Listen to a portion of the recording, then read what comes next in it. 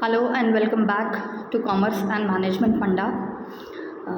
In last video we had studied ki bhai what is economics all about, and the two branches, that is micro and macro economics, we had studied about, and we had understood the difference between the two. As I said, micro means small and macro means large or wide or vast, you can say. So now I'll be dealing microeconomics in detail. So let us first understand कि what are the characteristics of microeconomics. तो सबसे पहला जो है आपका micro economics के जो characteristics हैं उसमें सबसे पहले ये बोलता है कि micro economics is the study of individual units. जैसे मैंने आपको डेफिनेशन में बताया था, या माइक्रो इकोनॉमिक्स क्या है उस समय मैंने आपको बताया था कि माइक्रो का मतलब ही होता है छोटा. तो जब छोटे रूप में हम इकोनॉमिक्स को समझते हैं, अपनी फैमिली का बजट, अपने हाउस होल्ड का बजट, अपने ऑर्गेनाइजेशन का बजट, अपने ऑर्गेनाइजेशन का डिमांड और सप्लाई और प्राइसिंग थ्योरी जब हम समझते हैं तो that is micro economics. Second आता है स्टडी ऑफ स्मॉल वेरिएबल. जैसा हमने बोला कि वो सिर्फ इंडिविजुअल यूनिट के बारे में पढ़ता है, तो इंडिविजुअल यूनिट छोटा होता है और जब हम होल इकोनॉमी पढ़ते हैं तो वो बड़ा होता है. तो इसका जो सेकेंड कैरेक्टरिस्टिक्स है स्टडी ऑफ स्मॉल वेरिएबल्स. जो थर्ड पॉइंट है that is determination of individual price. As I told you all कि एक इंडिविजुअल फर्म के प्रोडक्ट या सर्विस का प्राइस जब हम तय करते हैं is a part of micro economics. Fourth point will be measures of full employment. Okay, तो मेजर्स ऑफ फुल एम्प्लॉयमेंट के लिए माइक्रो इकोनॉमिक्स पढ़ना क्यों ज़रूरी है? क्योंकि एक फर्म जब लोगों को एम्प्लॉय करती है तो कितने लोगों को वहाँ से एम्प्लॉयमेंट मिलता है और कितने लोगों में उसका एम्प्लॉयमेंट बैक हो जाता है, कैसे वो अपने रिसोर्सेज को फुल्ली एम्प्लॉय करके कितना प्रोडक्शन करता है. तो ये माइक्रो इकोनॉमिक्स का पार्ट है. लेकिन यहाँ पे फुल एम्प्लॉयमेंट और जो प्रोडक्शन है उस पर वो किसी एक ऑर्गेनाइजेशन का पढ़ा जाएगा या एनालाइज किया जाएगा. अब आ जाते हैं कि माइक्रो इकोनॉमिक्स की नीड क्यों पड़ी, क्या उसकी ज़रूरत है. तो सबसे पहले तो it is essential for the knowledge of whole economy. आज की तारीख में अगर आप अपने घर का पूरा बजट बनाते हैं तब आप समझ पाते हैं कि कंट्री का बजट कैसे बनता होगा. मैं ये नहीं कहती कि आप पूरा जान जाएंगे कि एक दिन में सारा बजट किस तरीके से बनता है, लेकिन आपको इतना तो समझ में आ जाएगा. You will get an insight और you will get some understanding that how the government of India earns money and how does it spend और how should it spend. Because देखा जाए तो इकोनॉमिक्स का जो ये टॉपिक मैं आप लोगों को समझा रही हूँ, जितने भी लोग इसको सुन रहे हैं या समझ रहे हैं, तो I guess you all are about 16 और 16+, ऐसा मैं समझ पा रही हूँ. और अगर आप इतने बड़े हो चुके हैं तो यू माइट बी नोइंग कि आफ्टर 18 यू कैन वोट. तो गवर्नमेंट की पॉलिसीज़ को समझना कि कैसे वो रेवेन्यू अर्न करती है और कैसे उसको स्पेंड करती है. तो कहने का मतलब ये है कि जब तक आप अपने घर का बजट, अपने घर की इकॉनमी को नहीं समझ पाएंगे कि कैसे घर में पैसे आते हैं और उन्हें किस तरीके से अलग अलग पर्पसेस के लिए एलोकेट किया जाता है, आप होल इकोनॉमी को नहीं समझ पाएंगे. तो माइक्रो इकोनॉमिक्स जो है वो आपको होल इकोनॉमी को समझने में हेल्प करता है. सेकेंड, अगर हम इसका देखें कि जो सेकेंड नीड है माइक्रो इकोनॉमिक्स की वो है it helps in solving economic problems. आप अपने घर में भी होते हैं, कई बार इकोनॉमिक क्राइसिस हो जाता है. फॉर एग्जांपल कोविड के टाइम पे बहुत लोगों के बिज़नेस डाउन हुए, तो बहुत लोग जो हैं इलेक्ट्रिकल्स का बिज़नेस था या कुछ था, उस समय लॉकडाउन लगा हुआ था, शॉप सारे बंद थे और लोग जो हैं उन चीज़ों की सप्लाई नहीं कर पा रहे थे. तो उनकी इकोनॉमिक क्राइसिस थी, दे वो financially weak, but then they shifted कि भाई अगर कहीं से सब्ज़ी भाजी बेची जाए, क्योंकि फूड प्रोडक्ट्स उस समय बहुत बिक रहे थे और फूड आइटम्स उस समय बहुत बिक रहे थे, ग्रोसरीज वगैरह काफ़ी बिक रही थी, सब घर पे बैठ के खाना ही तो खा रहे थे और क्या कर रहे थे. तो बहुत लोगों ने अपने कुकिंग स्किल्स और बाकी स्किल्स यहाँ जो है डेवलप किए थे उस समय घर पे बैठ करके. तो उस समय फिर लोगों ने बिज़नेस अपना स्विच किया. तो देखा जाए तो उनकी इकोनॉमिक प्रॉब्लम थी कि उनका जो बिज़नेस था वो उस समय बंद पड़ा था. तो उसका सल्यूशन वो कैसे निकालते, उनके फैमिली को कितना कितना बजट चाहिए और कितना उनके पास में अभी फंड्स अवेलेबल है, उस हिसाब से वो क्या छोटा मोटा और ऐसा काम कर सकते हैं, टिफ़िन सर्विस और या फिर ग्रोसरीज बिज़नेस उस समय जो चल रहे थे, तो वो कैसे उस पर शिफ्ट हो सकते हैं, ये सब का बजट उन्होंने तय किया होगा उस समय.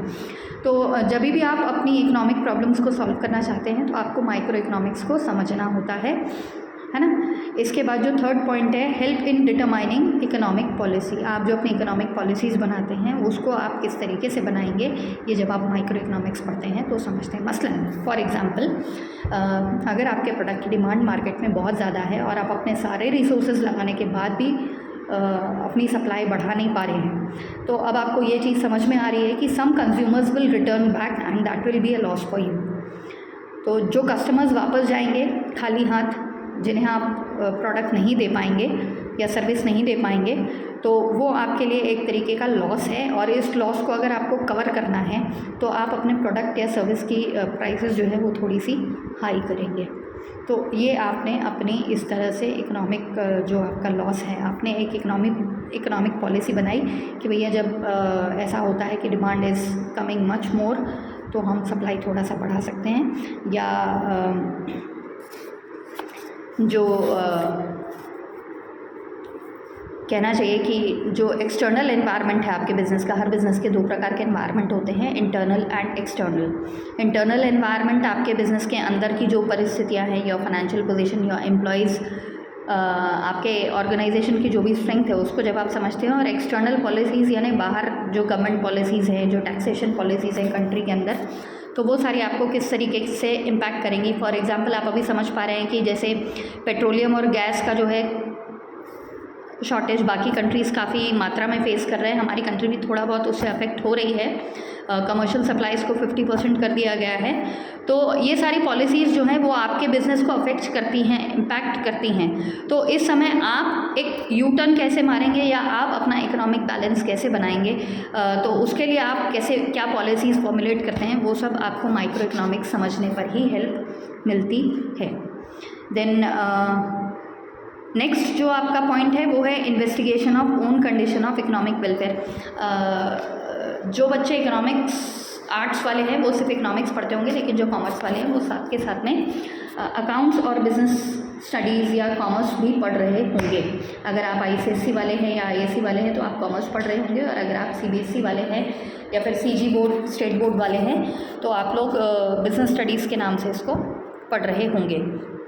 तो what I want to explain is कि micro economics helps you to understand your economic welfare और योर इकोनॉमिक कंडीशन। लाइक आप जो अकाउंटिंग रिकॉर्ड्स आपके होते हैं उसके बेसिस पे आप अपनी फाइनेंशियल पोजीशन समझ पाते हैं, लेकिन यहाँ सिर्फ अकाउंटिंग रिकॉर्ड्स की बात नहीं होगी, यहाँ पे आपके प्रोडक्ट या सर्विस की डिमांड और सप्लाई की भी बात होगी। तो उस समय जो है आप अपने इकोनॉमिक कंडीशन को समझिए कि आपका डिमांड और सप्लाई कैसा है। आपके पास में आपने जो फैक्टर्स, 4 फैक्टर्स ऑफ प्रोडक्शन होते हैं, लैंड, लेबर, कैपिटल और एंटरप्रेन्योर। लैंड जहाँ पर आप फैक्ट्री वगैरह अपनी डालेंगे, लेबर जो लोग आपको हेल्प करेंगे आपका रॉ मटेरियल फिनिश गुड्स में कन्वर्ट करने के लिए, कैपिटल जो पैसा आप बिजनेस में इन्वेस्ट कर रहे हैं दैट इज़ कॉल्ड कैपिटल, है ना, उस पर इंटरेस्ट मिलता है लगाने वाले को, पैसा लगाने वाले को। एंड एंटरप्रेन्योर आप खुद हैं, उद्यमी जिसे कहते हैं हिंदी में। तो आप जो भी एक्टिविटीज़ कर रहे हैं, तो आपको अपनी इकोनॉमिक कंडीशन को समझना पड़ेगा कि क्या आपके फैक्टर्स ऑफ प्रोडक्शन का स्टेटस है, क्या आपके डिमांड और सप्लाई का स्टेटस है, मार्केट में जो आपके कंपेटिटर्स हैं उनके क्या पोजीशन है प्राइसिंग के या पॉलिसीज़ के। तो उस हिसाब से आपको जो है अपना स्टेट ऑफ वेलफेयर सोचना पड़ता है, और ये सब में आपको माइक्रो इकोनॉमिक्स हेल्प करता है। ठीक है। देन आपको अगर डिसीजन लेना है अपने इंडिविजुअल यूनिट को स्टडी करके, उसके बारे में कोई भी डिसीजन लेना है, तो माइक्रो इकोनॉमिक्स आपको इसमें भी हेल्प करता है।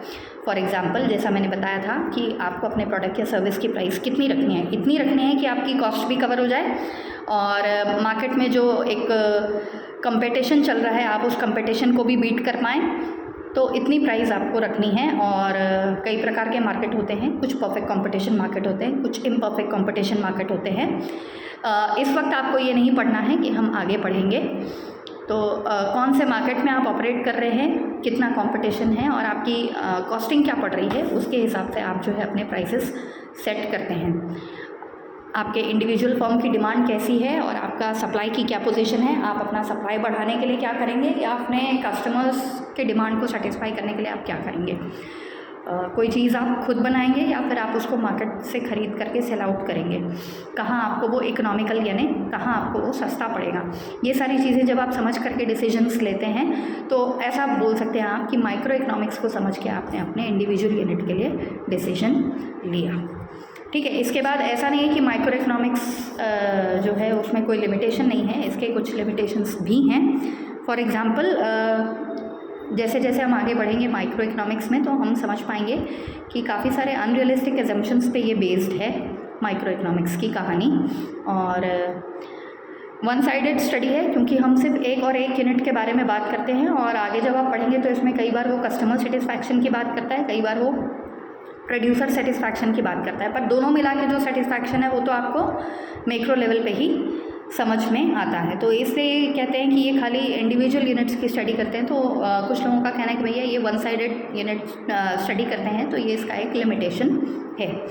Another limitation is it concentrates on small parts.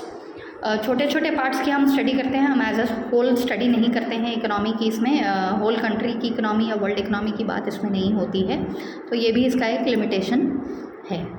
और कुछ प्रॉब्लम्स यहाँ पर हम अनसर्टेन रहते हैं और कुछ हम एनालाइज नहीं कर पाते हैं, ये भी इसका एक जो है ड्रॉबैक है या लिमिटेशन है आप बोल सकते हैं।